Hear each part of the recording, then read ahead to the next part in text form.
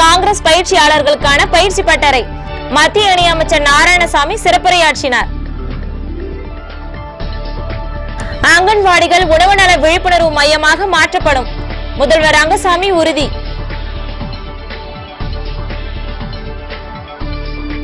மணக்குள விநாயகர் கோயில் யானை லட்சுமிக்கு வளர்ப்புரிமை சான்றிதழ் நகராட்சி ஆணையம் வழங்கியது.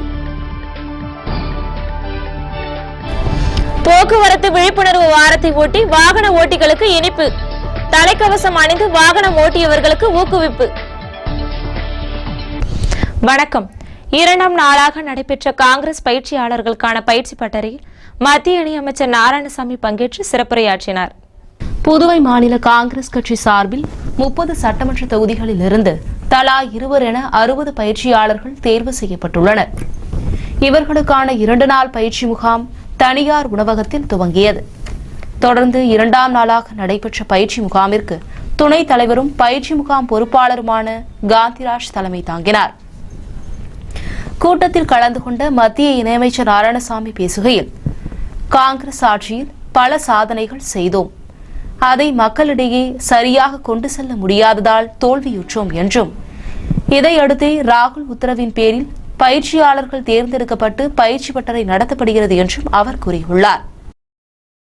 தொடர்ந்து பாராளுமன்ற உறுப்பினர் கண்ணன் பேசுகையில், காங்கிரஸ் ஒரு இயக்கம், அதை பாத்திரத்தில் போட்டு அடக்க முடியாது. மக்கள் இயக்கத்தில் இருப்பதால் தான் காங்கிரஸ் கட்சி இதுநாள் வரை வளர்ந்து கொண்டே இருக்கிறது என்றும், கட்சிக்கு உயிர் கொடுப்பவர்கள் தொண்டர்களும் மக்களும் தான், தலைவர்கள் அல்ல. காங்கிரஸ் கட்சி மக்கள் இயக்கமாக செயல்படுவதால் மீண்டும் மீண்டும் எழுந்து இமயமலை போல் உள்ளது என்றும் அவர் கூறியுள்ளார். மேலும் இப்பயிற்சி முகாமில் அகில இந்திய செயலாளர் சின்னாரெட்டி, பயிற்சியாளர் பாண்டுரங்கன், மாநில தலைவர் ஏவி சுப்பிரமணியன், எதிர்க்கட்சித் தலைவர் வைத்திலிங்கம், சட்டமன்ற உறுப்பினர் வல்சராஜ், திருமுருகன் உள்ளிட்ட பலர் கலந்து கொண்டனர். மேலும் கலந்து கொண்ட 60 பயிற்சியாளர்களுக்கு சான்றிதழ்களும் வழங்கப்பட்டது. உணவு நல விழிப்புணர்வு மையமாக அங்கன்வாடி மையங்கள் மேம்படுத்தப்படும் என முதல்வர் ரங்கசாமி உறுதியளித்துள்ளார். புதுச்சேரியில் உள்ள அங்கன்வாடி மையங்களுக்கு ஆண்டுக்கு தலா ரூபாய் 1000 நிதி வழங்கும் திட்டம் இந்த ஆண்டு முதல் அமல்படுத்தப்படுகிறது. அதன்படி புதுவையில் உள்ள 788 மையங்களுக்கு நிதி வழங்கும் நிகழ்ச்சி முதல்வர் அலுவலகத்தில் நடத்தப்பட்டது. அங்கன்வாடி ஊழியர்களிடம் நிதி வழங்கி முதல்வர் ரங்கசாமி திட்டத்தை துவக்கி வைத்து 788 மையங்களுக்கு தலா 1000 வீதம் ரூபாய் 7.8 லட்சம் வழங்கினார். தொடர்ந்து அவர் பேசுகையில், புதுவை அரசின் மகளிர் மற்றும் குழந்தைகள் மேம்பாட்டுத் துறையின் ஒருங்கிணைந்த குழந்தைகள் நலத்திட்டம் 1978ஆம் ஆண்டு அக்டோபர் 2 துவங்கப்பட்டது.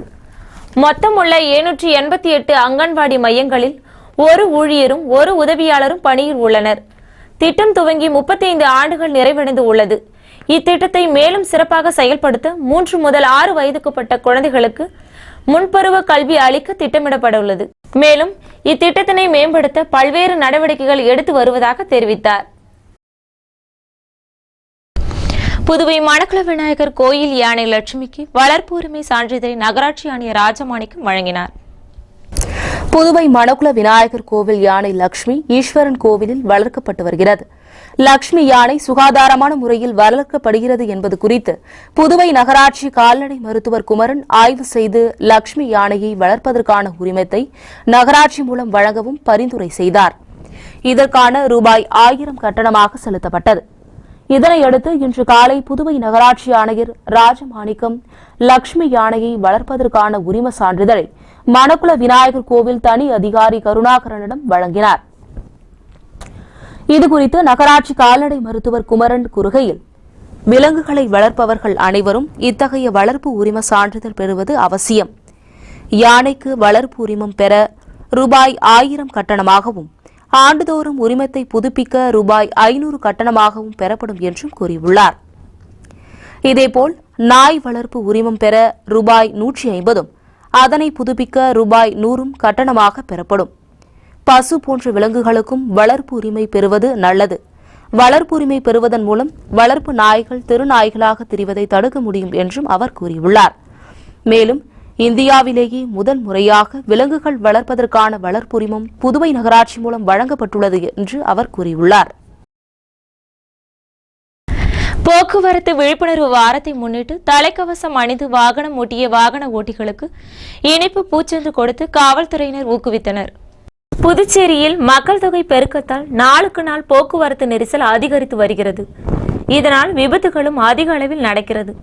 போக்குவரத்து நெரிசலை ஒழுங்குபடுத்தவும் விபத்துகளை தடுக்கவும் புதுவை போக்குவரத்து காவல்துறையினர் பல்வேறு நடவடிக்கைகள் எடுத்து வருகின்றனர். வாகன ஓட்டிகளுக்கு விழிப்புணர்வை ஏற்படுத்த பல்வேறு நிகழ்ச்சிகளை போக்குவரத்து காவல்துறையினர் நடத்தி வருகின்றனர். இந்நிலையில் இந்த மாதம் 2ஆம் தேதி முதல் 8ஆம் தேதி வரை போக்குவரத்து விழிப்புணர்வு வாரம் கடைபிடிக்கப்படுகிறது. போக்குவரத்து விழிப்புணர்வு வாரத்தை முன்னிட்டு தலைக்கவசம் அணிந்து வாகனம் ஓட்டும் வாகன ஓட்டிகளுக்கு காவல்துறையினர் பூச்செண்டு இனிப்பு கொடுத்து ஊக்குவித்தனர். புதுவை போக்குவரத்து சீனியர் எஸ்பி பைரோன் சிங் குர்ஜார் தலைமையில் நடந்த இந்த நிகழ்ச்சியில் எஸ்பி குணசேகரன், இன்ஸ்பெக்டர்கள் முருகையன், மாறன் உட்பட பலர் கலந்து கொண்டனர். காஞ்சிபுரம் சங்கரராமன் கொலை வழக்கு விசாரணை நவம்பர் 5ஆம் தேதிக்கு ஒத்திவைக்கப்பட்டுள்ளது. இதுகுறித்து காஞ்சிபுரம் வரதராஜ பெருமாள் கோவில் மேலாளர் சங்கரராமன் கொலை வழக்கில் ஆஜரான அரசு வழக்கறிஞர் தேவதாஸ் நிருபர்களிடம் கூறுகையில், காஞ்சிபுரம் வரதராஜ பெருமாள் கோவில் மேலாளர் சங்கரராமன் கொலை வழக்கு தலைமை நீதிபதி முருகன் தலைமையில் வியாழக்கிழமை விசாரணைக்கு வந்தது. வழக்கில் முதல் குற்றவாளியான ஜெயேந்திரர், 2வது குற்றவாளியான விஜயேந்திரர் உட்பட 10 பேர் ஆஜராகினர் என்றும் 13 பேர் ஆஜராகவில்லை என்றும் அவர் கூறியுள்ளார். மேலும் அவர்களது மனு ஏற்றுக்கொள்ளப்பட்டது. இந்த வழக்கில் அனைத்து விசாரணையும் முடிந்துவிட்டது.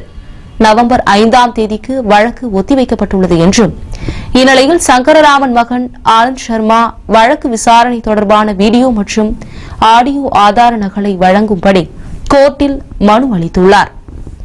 இதற்கு எதிர்ப்பு தெரிவித்து 6வது குற்றவாளியான கதிரவன் சென்னை உயர்நீதிமன்றத்தில் தடையாணை பெற்றார். இதற்கிடையில் கதிரவன் இறந்ததால் தடையாணை வழக்கு காலாவதியானது.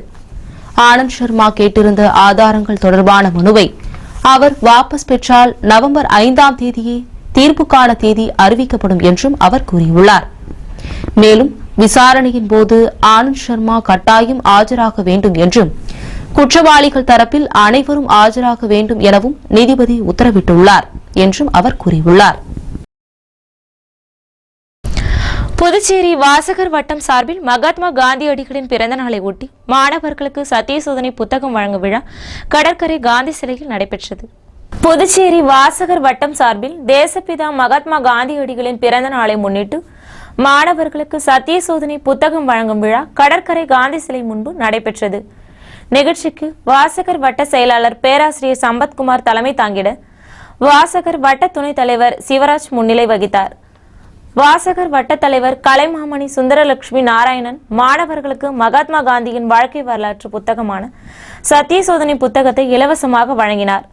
மேலும் பொதுமக்களிடையே அகிம்சையை வளர்க்கும் விதமாக கேள்விகள் கேட்கப்பட்டு பதிலளித்த பொதுமக்களுக்கும் சத்திய சோதனை புத்தகம் பரிசாக வழங்கப்பட்டது. நிகழ்ச்சியில் வாசகர் வட்ட நிர்வாகிகள் ஞானசேகரன், விஜயகுமார், அமிர்தலிங்கம், விவேகானந்தன் மற்றும் பலர் கலந்து கொண்டனர். புதுச்சேரி துளுவ வேளாளர் முன்னேற்ற பேரவை சார்பில் 2013ஆம் ஆண்டிற்கான 10 மற்றும் 12ஆம் வகுப்பில் அதிக மதிப்பெண் பெற்ற மாணவர்களுக்கு திரு செல்வராஜன் அவர்கள் பதக்கங்களை வழங்கி பாராட்டினார்.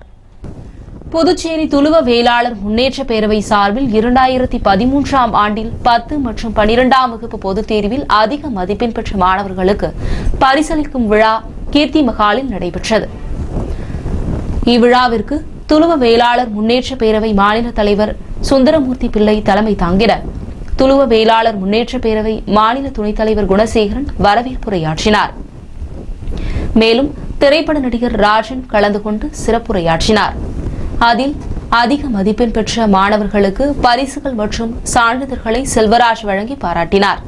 இந்நிகழ்ச்சியில் தியாகராஜன், ரவி, சிவசக்தி, பாண்டியன், துரை பாலகிருஷ்ணன், சண்முக சுந்தரம், ராமலிங்கம், ரவிச்சந்திரன், சந்தானம், அருட்செல்வம் ஆகியோர் உடனிருந்தனர்.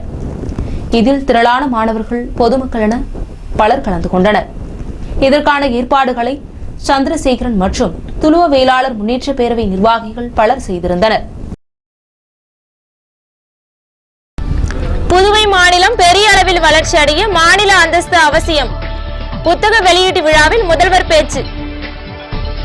சாரம் லெனின் வீதியில் பாலம் கட்டுவதற்காக காரணமாக புறம்போக்கு இடத்தில் இருந்த வீடுகள் அகற்றம். பொதுப்பணித்துறை அதிரடி.